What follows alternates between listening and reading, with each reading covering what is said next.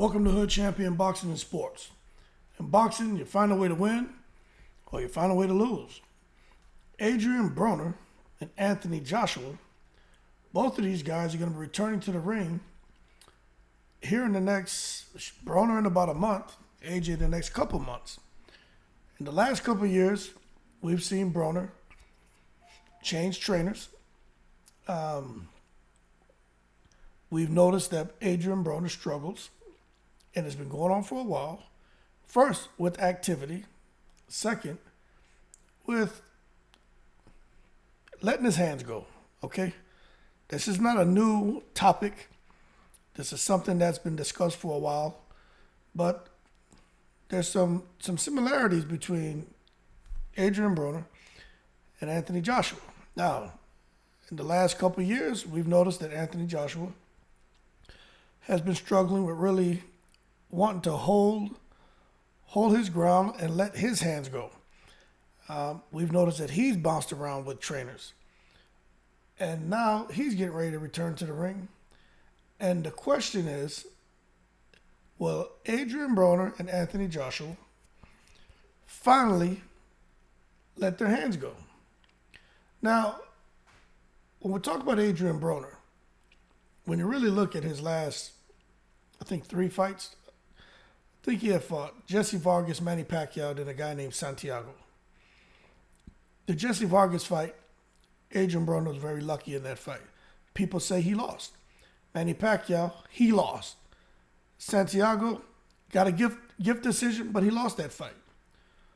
So really, he probably has a streak. He's really coming in on a losing streak, and he's been pretty inactive. Okay. When you look at Anthony Joshua, kind of similar situation. He got in the ring with Ruiz. We saw what happened in the first fight. He lost, got stopped. Second fight, he came back and won. Got in there with, man, I'm seeing his face right now, Pulev. And you saw in that fight he was able to pull out and get the knockout, but you could see that he wasn't the same fighter. Then he gets in there with Usyk, back-to-back losses. Okay? So both of them, I would say, for the most part, have been more on a losing streak than a winning streak. Now, the thing is this. When we look at why these guys aren't letting their hands go, it's easy to say, well, they got hit and they realized that they can't take a shot. And that's the reason why they don't let their hands go. And even I was guilty of saying that. And to a certain extent, that probably has like maybe 80% to do with it. But at the same time, we gotta, I think there's a bit more to it. Now, what I will say is when we think about what's going on with these guys before a fight, what's going on with these guys after a fight, does that play into the way they conduct themselves in the ring, as far as their performance, etc., etc. We know before the fights, Adrien Broner speaks with a lot of confidence. What he's going to do, he gets us all worked up. He doesn't deliver. Anthony Joshua, kind of same thing.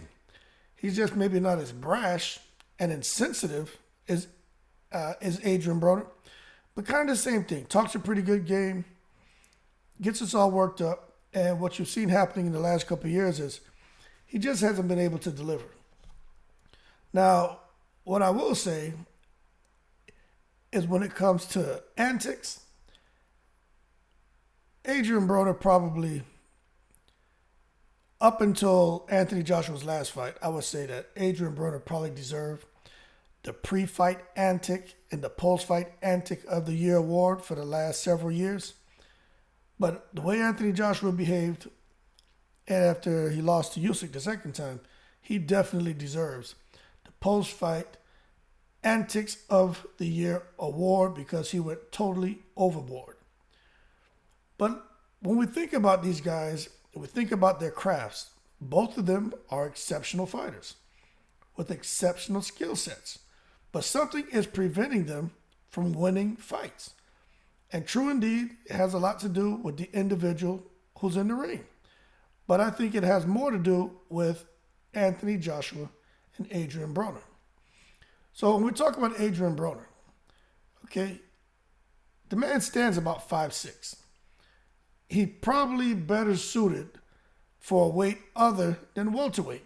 That's why Adrien Broner will try to come in at 140 pounds, but then he struggles to make that weight because he has a kind of a thick frame. But at the end of the day, his height and his length standpoint is better suited for 135 or 140 pounds. The weight division where he performed the best and his power really showed up. So for Adrien Broner to try to compete at welterweight, that's probably his third best division. And it really isn't ideal. Now, at 135, we have to understand, Broner, he was undefeated. Now, for those of you who don't quite get it, 135 pounds is the weight division Haney fights in, the weight division Tank fights in. It was the weight division that Teofimo was in, Ryan Garcia was in. So when you think about that, I don't think anyone thinks about Adrien Broner fighting those guys. You probably think he's too big. But just imagine that he was fighting at 135. But not one fighter that Adrien Broner met, when he was melting down to such a lightweight, not one fighter gave him any problems. Now, at this point, it's probably not realistic for Broner to even get down there. Conditioning and diet seemingly have always been a problem for Adrien Broner. And that's why he moved up. And that's why he's still struggling right now. And that's why with the fight with Redcatch, his promoters, who knows what all went on behind the scenes, but, reportedly, that was the biggest concern from them is that Adrien Broner, Redcatch wanted to fight at 135. Then they were talking, Adrien Broner wanted to fight at 144, then 147. And their concern was, hell, he may end up wanting it at 154 when Redcatch really should be fighting at 135. But what happens over the years with fighters, right, is look, you can't just keep competing at 135 because in your 20s, maybe you can get away with it. But as you start to grow and mature, your body changes, your body matures. And it's just, I think we call it like grown man weight. It's hard to stay there. So the type of commitment and lifestyle change it takes for someone to remain at such a lightweight, like what Devin Haney's been able to do, Broner just wasn't. He just didn't have it. So things that really understand with Broner is the discipline has been a real struggle for him. Also, the fact that his style, right? His style isn't really suited for fighting at 147. Now, we know when Maidana banged him up and really changed the way Adrien Broner fights. It's because he had the style, and he's still that way, of a counterpuncher. Now, him being a counterpuncher, now he does have extreme power, he does, but he was able to hurt a lot of those opponents at the lighter weights with just scraping shots. Now, we know he likes to throw the counter left hook, power straight right hand. Now, when he was at his best, not just those shots, even him feeding those opponents at the lighter weights, 135, 140, a steady diet of jabs was more than enough for him to eventually get a stoppage. But he doesn't jab that often. It hasn't been jabbing that often since he moved up to welterweight. So we can talk about him not letting his hands go because he's afraid to get hurt. But the problem is, what I think happened with Adrien Broner is he realized that, man, I can't hurt these guys at 147. So that is very discouraging because if you can't keep a guy off you, he's gonna let his hands go. He's gonna get to you. Now Broner has good defense, and this is why Broner clams up and backs up against the ropes, and often just lets his opponents get shots off because he's looking for an opportunity to counter. But the issue is this: he can't hurt anyone enough to discourage him. So then he knows they're gonna keep coming forward, and Adrien Broner just doesn't have the kind of output it takes to keep an opponent thinking and to keep them off of him. You see, He stands flat-footed, and he has a low punch output. That is a recipe for disaster fighting at 147. Because those guys are going to do what we've seen, even when he fought Mikey Garcia. They're just going to outwork you. When he fought Pacquiao, going to outwork you. You're not giving them anything to worry about. It's not that Adrien Broner doesn't have the capacity to beat those guys. He doesn't have the punch output. You guys understand that? So as a result, he clams up because his opponents have a higher volume. So if you disagree with that, you can just look at the numbers, man, okay? Only one of Adrien Broner's 24 KOs came at a weight class heavier than 135 pounds. So let's understand that. That's when he fought Theophane. And, Theophane is not an elite fighter. But now, Broner at 147, he realized, especially after that McDonough fight, look, he had to change his style and try to become more active to be effective. But in boxing, the more you punch, the more vulnerable you become. And when you look at him getting in the ring and fighting, and he lets his hands go, if someone touches him, what does he do? He immediately clams up. And when he's fighting these guys at 147, if he chooses to fight at 147, we know who knows what weight he's going to fight out. He has a big enough name where Adrien Broner can come up with a 147, 146 pound weight commitment, 144, 145. Guys he's fighting, they're probably getting the most money they've ever made in their careers. They're not going to push back, right? They want the opportunity. But at the end of the day, the guys Adrien Broner are going to be fighting, he's not looking for any monster. He's not looking to fight King Kong. He's not looking to fight Godzilla. He's not looking to fight anyone that's going to be a real threat. But this is where it could go wrong for him. We know that he has a good chin, but we know that Adrien Broner doesn't want to get hit.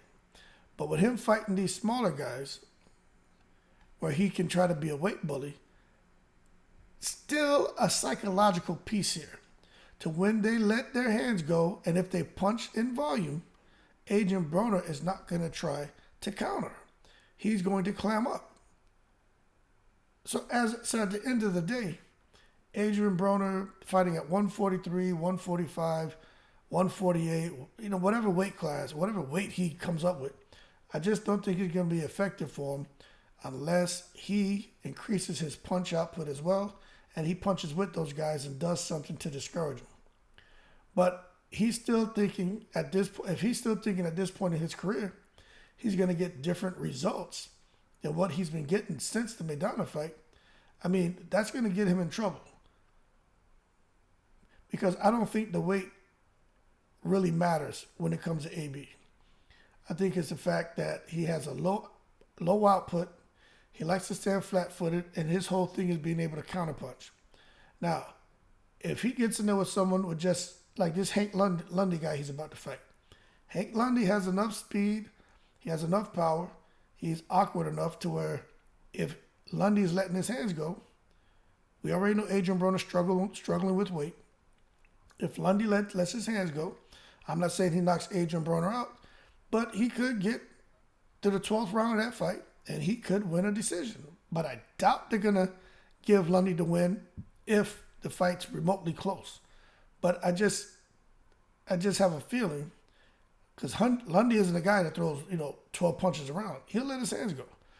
And although he and Adrien Broner have sparred before, I just think for Adrien Broner, there's going to be an inability or unwillingness for him to break lock with the way he's been doing business in the ring if Lundy is letting his hands go. And look, this isn't just me saying it. Even his, remember, he's been through several trainers. Broner's kind of been all over the place, right? But, he's with Cunningham, and they're trying to make it work.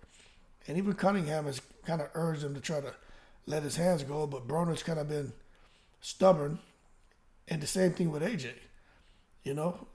The corner, you've heard Robert Garcia talking about picking it up, letting his hands go.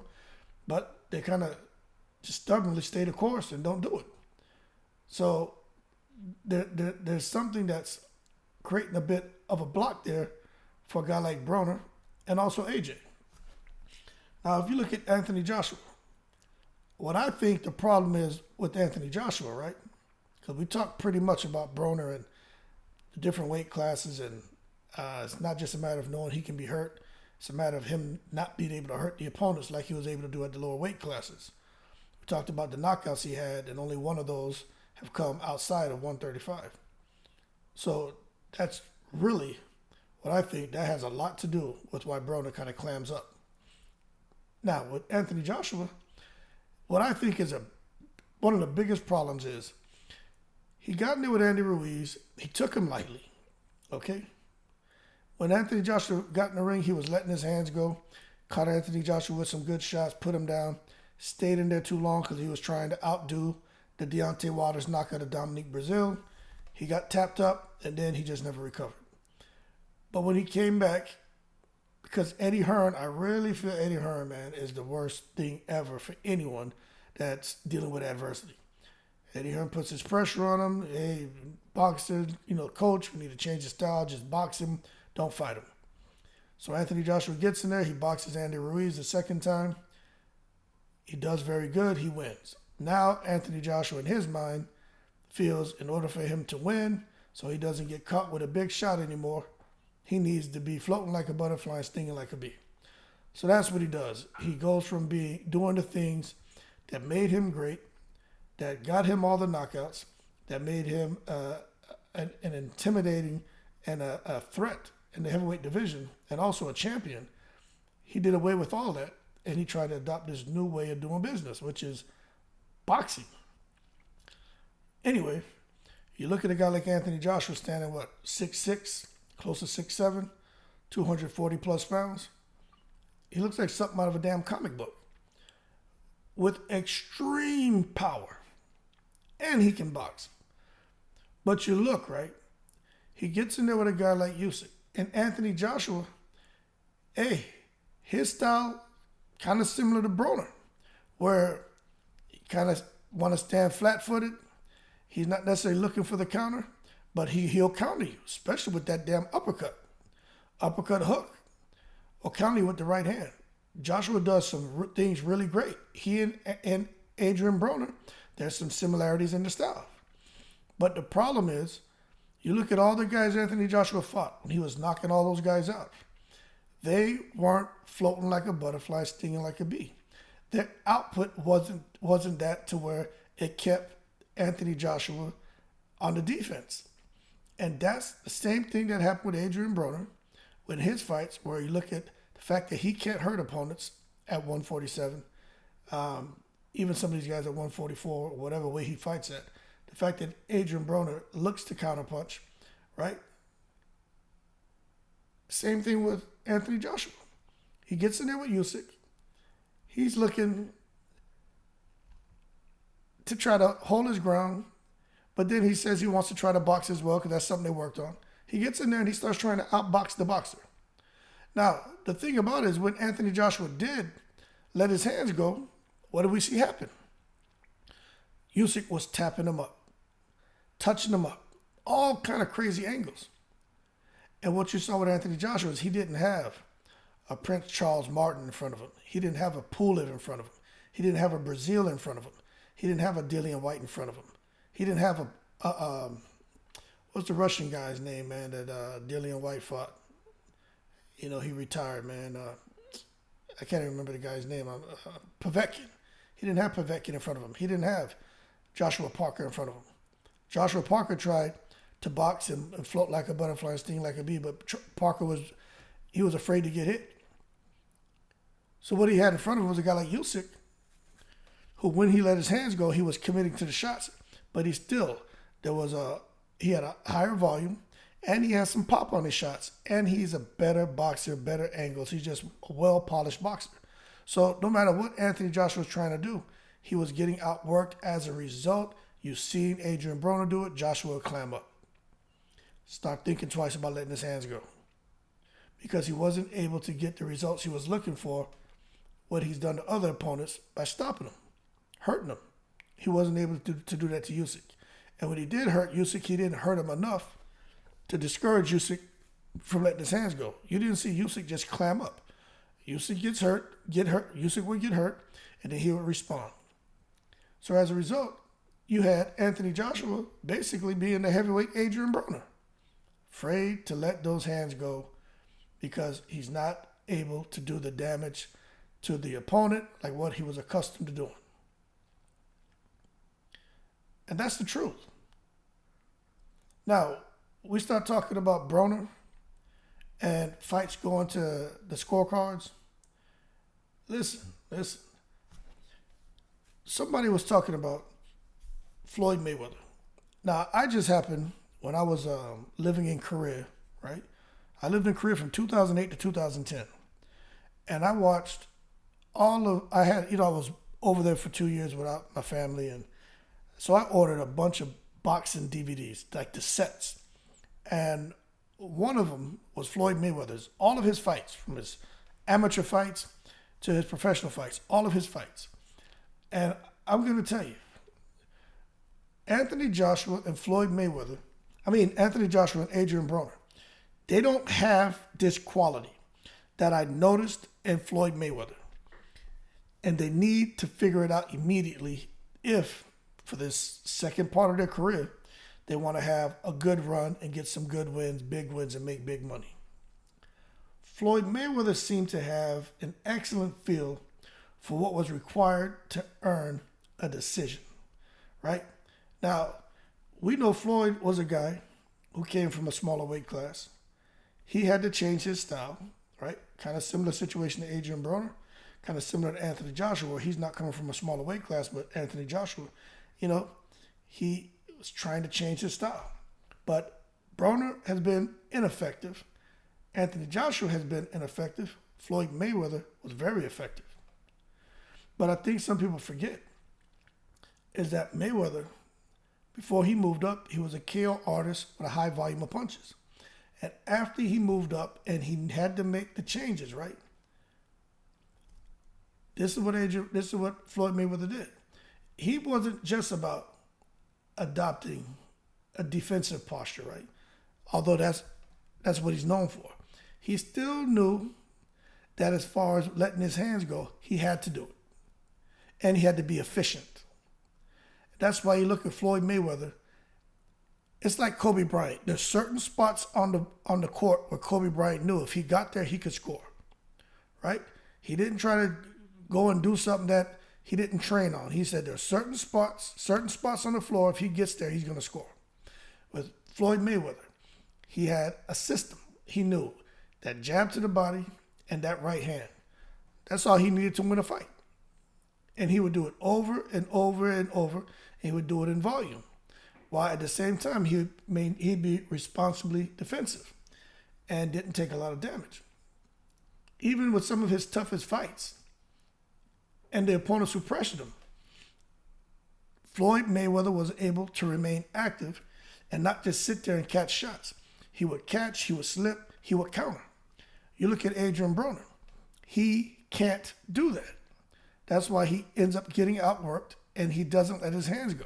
Because he'd rather go into a defensive posture and not risk getting knocked out or not risk getting hurt and just catch shots.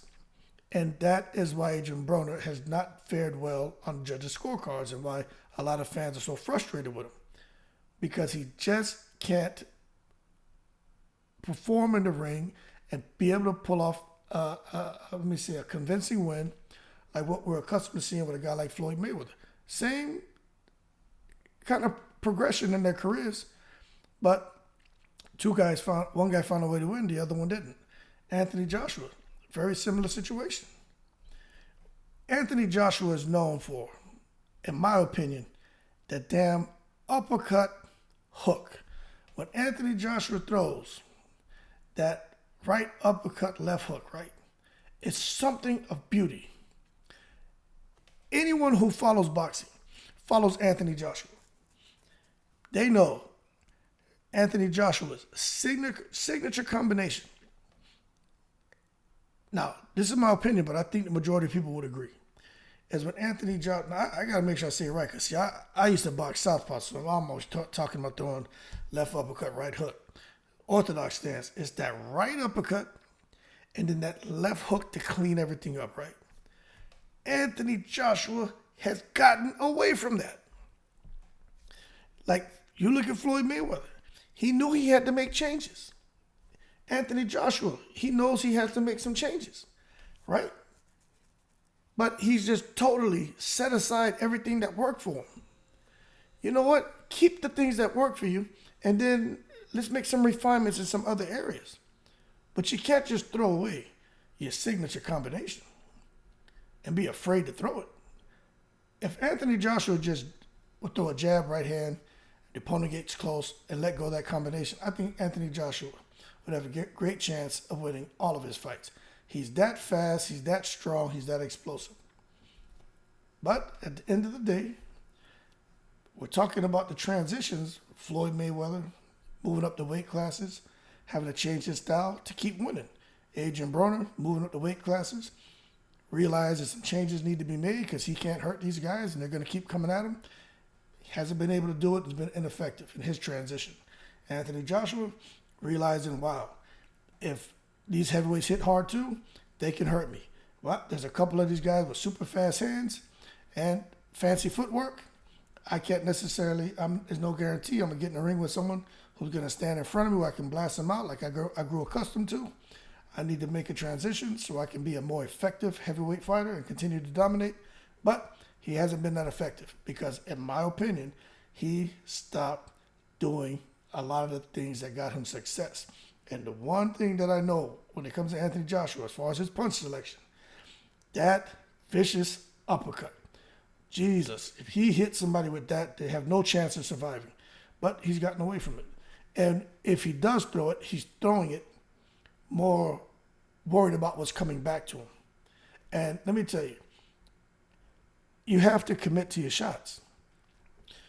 That's just the risk you got to take, man. And with a guy like Anthony Joshua, if he just scrapes you, like look at Usyk, he would have just scraped Usyk. Half of that uppercut got there. Usyk's ass would have been in the damn balcony somewhere. But he wasn't able to successfully transition his style to be more effective. And anyone he gets in there with who can come with a high volume of punches, I think is going to create some issues for AJ. And that's why AJ, again, you look at Usyk, it's just hard for him to let his hands go the way he wants. Just like AB, because you got these guys who are willing to just let their hands go and outwork you. And now you're worried about the fact that you may catch him, you may not catch him, you may be able to hurt him, you may not be able to hurt him, but you're more worried about what they can do to you. And that's what I call just kind of being mentally checking out. And that's not good. So what happens now is it becomes a huge problem for a guy like Broner and a guy like AJ. And it can end up where it almost looks like their fight IQ has diminished, or it looks like they're just afraid inside the ring. But what we know is it takes a lot to win rounds. And with the physical tools that Broner has, with the physical tools that Anthony Joshua has, if they're unwilling to,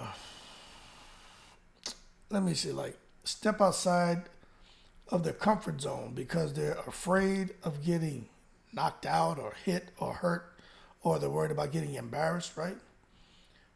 They need to really reassess what they're doing, because Adrien Broner has a pretty good chin. I think his chin now is better than Anthony Joshua's. I think Broner's defense is better than Anthony Joshua's too. But when it comes to who's more susceptible to a hard shot, you gotta say that's AJ, right? Because he definitely, I think, he gets hit more. Adrien Broner, man, he's really good with his defense, man, but AJ gets hit more.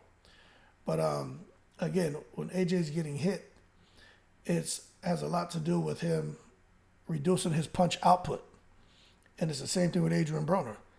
If you're going to just languish on the ropes and the guy recognized that, they're just going to let the hands go. Anthony Joshua, if you're just going to sit there and feint and move in and out and side to side and not punch, someone's going to let their hands go, and that's what happened with Usyk. So look, when you punch and come forward, you can be more vulnerable to taking punches in return. But if you just come forward without throwing punches, then that's even worse. So the bottom line is, you shouldn't be in the ring fighting Adrien Broner or AJ if you don't want to get hit, because this is boxing. You're going to get hit. And I just think what we're seeing with these guys is an internal struggle, and it seems to be like an in-the-ring issue that is going to continue to keep Anthony Joshua down and Adrien Broner down if they can't resolve it. So it's more than the fact that Adrien Broner got hurt and embarrassed by McDonough. It's more of this Anthony Joshua getting hurt by Ruiz and getting touched up a lot by Usyk. I really think with Adrien Broner, it's the fact that he just doesn't have enough to keep these guys. His punch output isn't enough, and the way that he fights with being more of a counter puncher, I just don't think he has enough to keep these guys at 147 honest. And when you're not letting your hands go, it doesn't matter who he fights. He's in a lose-lose situation because he's vulnerable. He's basically a sit and duck. The only thing that saves Adrien Broner is his defense. When you look at Anthony Joshua, I don't really think if we're talking about someone who doesn't want to let the hands go because they're afraid of getting knocked out, I think it's more Anthony Joshua than AB, but I think AB has a lot more of just the fact that his style isn't suited for being up there with those bigger guys who he can't with pop shot and a counter punch and one shot hurting him like he was able to do at 135. With Anthony Joshua, I think it has a lot more to do with him not letting his hands go because he knows he's fighting big boys at heavyweight, and they all have power, and he can get hurt. Also with Anthony Joshua, there's more stories about him getting knocked out or getting hurt in sparring, more so than Adrien Broner. Now, I know we've heard about Adrien Broner and Earl Spence kind of standing him up in sparring, but you hear more stories about, Anthony Joshua getting hurt or knocked out in sparring from Joe Joyce, Daniel Dubois, and there are others. So I think for Anthony Joshua, he's got a lot of work to do. Because if they're looking at being very careful on as far as the opponent they're going to select for his return fight, they need to be looking at someone who's going to have probably an average to low punch output and who's going to kind of stand there flat-footed. Because he gets in the ring with anyone who throws combinations. That could be a recipe for disaster for Anthony Joshua. But we'll see if Derrick James can help Anthony Joshua break lock with whatever is bogging him down psychologically that's preventing him from letting his hands go or stops him from letting his hands go once he gets hit. But that being said, that's how I see it. AJ and AB, both of these guys have the same struggle. They won't let their hands go the way they should. But I think for AB, it's a little more of him not being able to hurt his opponents with his kind of counter-punching style. With Anthony Joshua, we know he can hurt anybody. But I think with him, it's just really worried about what's coming back at him. And that makes him, kind of overthink. And the fact that he's trying to transition to a style that I don't think is really suited for him. Like I always say, let a lion be a lion. Don't turn a lion into a pussycat. Anthony Joshua is a lion, a ferocious lion, and he needs to get back to doing that. And I think that's his best bet on getting back to winning, getting back to the top, and I think he can do it, especially with Derrick James in his corner. So we're going to see. But that being said, thanks for watching the video. Please subscribe. Shout out to the veterans, all 7 continents, and I'm in the breeze.